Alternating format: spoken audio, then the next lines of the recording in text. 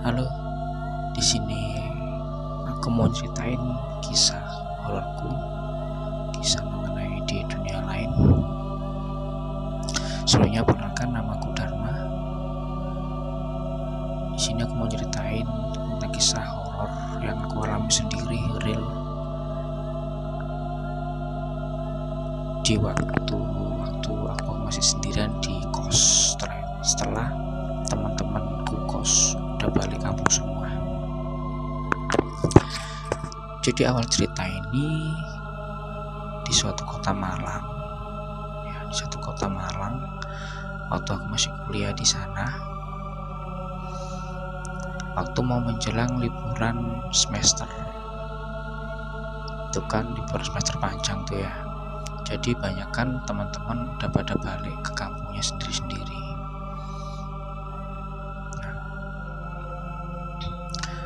Di kosku itu ada 1,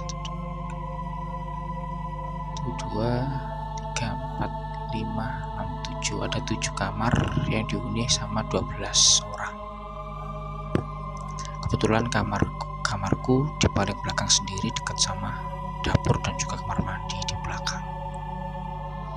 Jadi jendela kamarku itu ada 2, yang satu kecil yang menghadap ke tempat jemur pakaian, yang satunya ke pelompongan atau apa itu ya, kayak tempat naruh motor, tapi kayak kecil lah.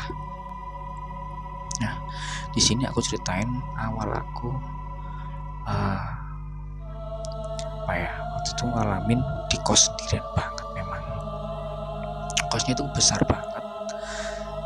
Nah, jadi waktu mau menjelang semester nih, awal liburan semester, pagi hari itu teman-teman kosku sama kakak kosku itu tanyain ke aku, kamu nggak pulang ta?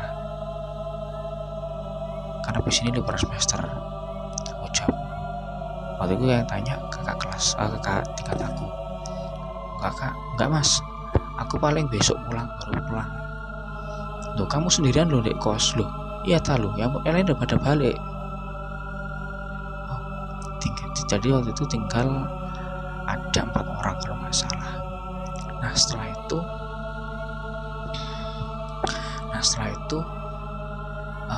3 orang itu termasuk kakak tingkatku, dia juga satu kamar sama aku, dia balik pulang kampung, tinggal aku sendirian toh.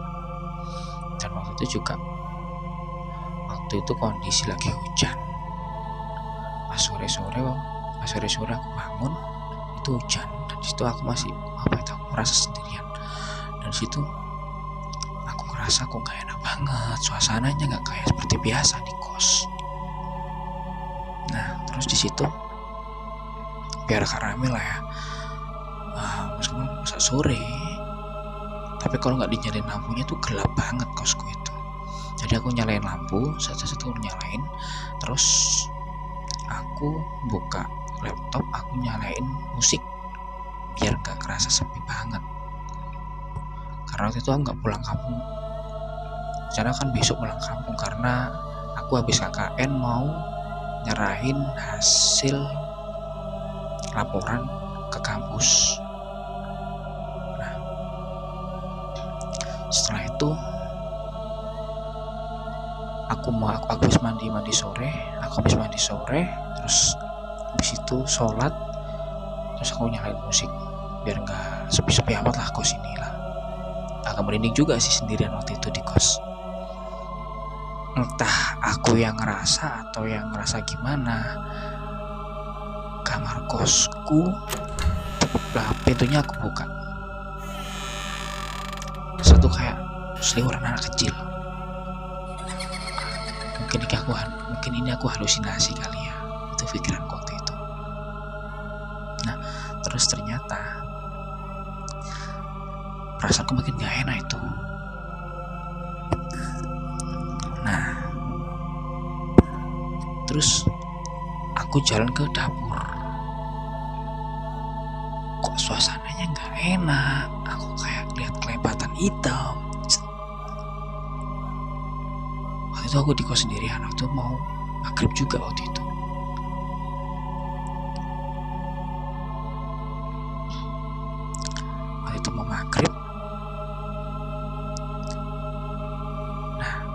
Terus aku lihat di jemuran juga nggak enak banget hawanya. Terus aku lihat ke depan, aku ngelewatin beberapa kamar, merinding nih, aku beneran merinding. Kok kayak hawanya itu nggak enak banget. Terus aku lihat di ruang tamu yang biasanya kita naruh motor itu kok gelap banget, nggak enak banget. Aku duduk di depan gitu. Karena kosku juga di pinggir jalan raya, depannya juga swalayan. Sebenarnya nggak takut-takut amat sebenarnya kalau kita lihat ya, tapi posisinya kan kamar aku di paling belakang sendiri, dekat sama dapur, kamar mandi, sama tempat jemuran, sama itu tempat kayak jalan gang kecil lah, buat naruh barang-barang itu. Nah, terus waktu itu aku mau masuk lagi nih ya, karena mau masuk lagi kan soalnya udah mau maghrib, mau masuk kamar, mau siap-siap sholat maghrib. Tiba-tiba itu ada selepatan kayak cewek. Siapa itu? Terus waktu itu ada juga suaranya kok kayak suara orang dahem. Padahal posisi di kos itu nggak ada orang sama sekali. Udah aku cek nggak ada orang sama sekali.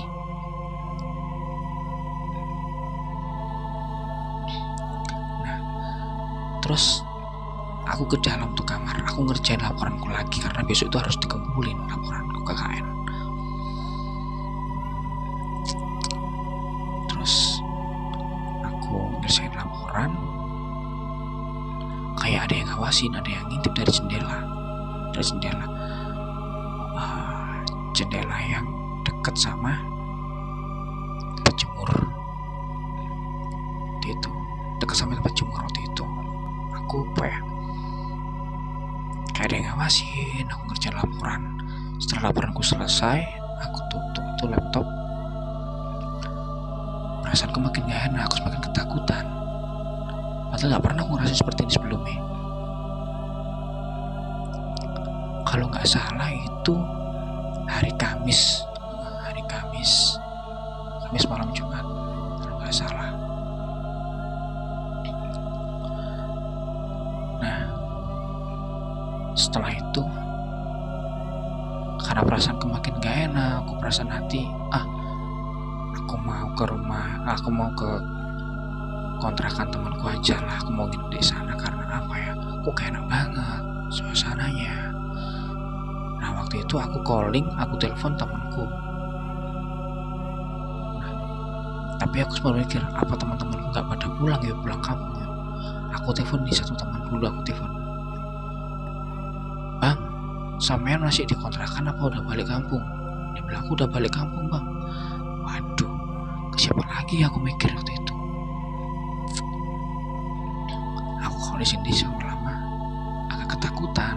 Aku telepon juga agak ngejer, kayak ada yang ngawasin dari jendela itu.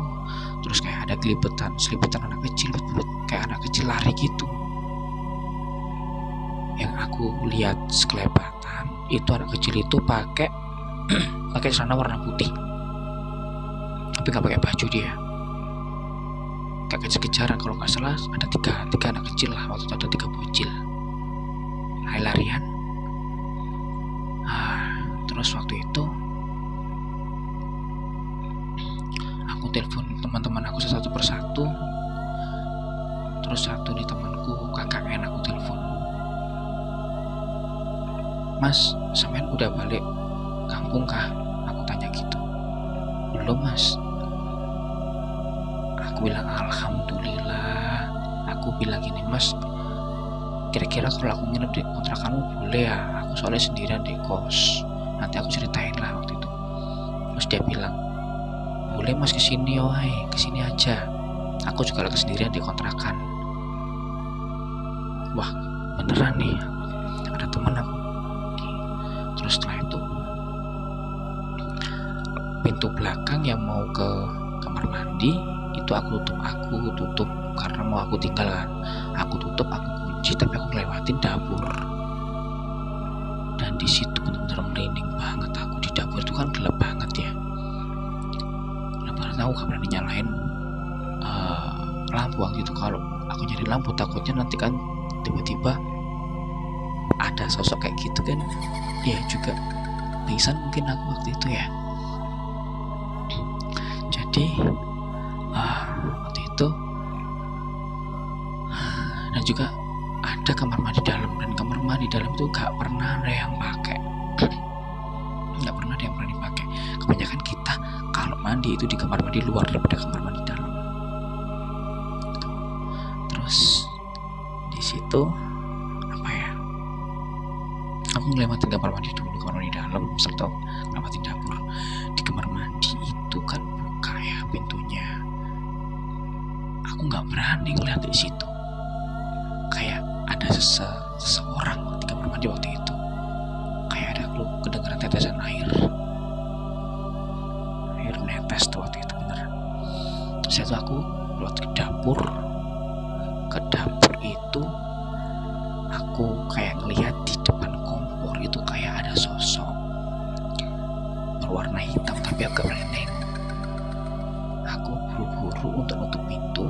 Setelah itu aku kunci.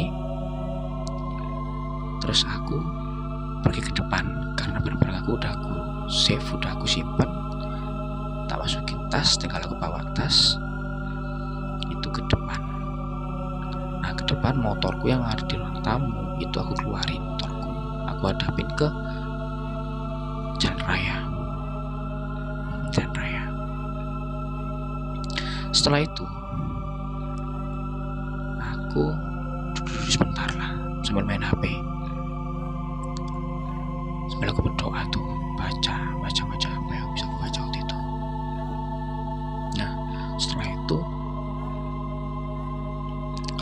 aku mau masuk ke dalam. Mungkin lah, pasti ini hanya halusinasiku aja, tapi aku juga percaya masalah makhluk gitu. Tuh aku kalau nggak ganggu, mereka nggak bakal ganggu kan. Aku masuk ke dalam, ada seorang orang cowok dam, dan di waktu itu kondisinya di kosku nggak ada orang sama sekali, nggak ada. Dia bilang, aku kita, astagfirullahaladzim, siapa itu? Aku waktu itu masih di ruang tamu. Ya Allah, gitu. Aku keluar lagi, aku beraniin diri.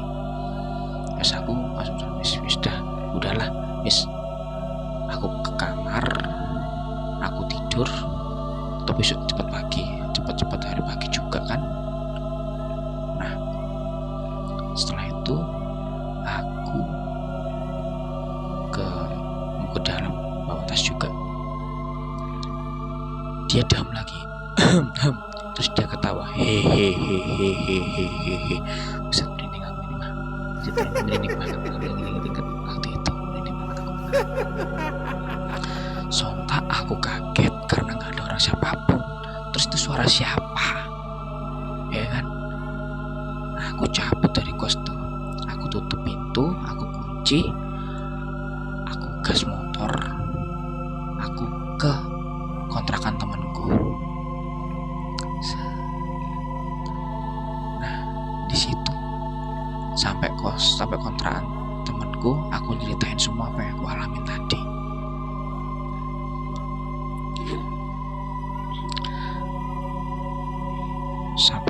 Sampai malam kita ceritain hal itu. Nah, itu ya pengalaman aku waktu itu di kos, sendirian banget waktu itu. Gak ada orang sama sekali, biasanya rame, ada 12 orang. Di situ aku ditinggal bener-bener sendirian, toh gak ada orang sama sekali.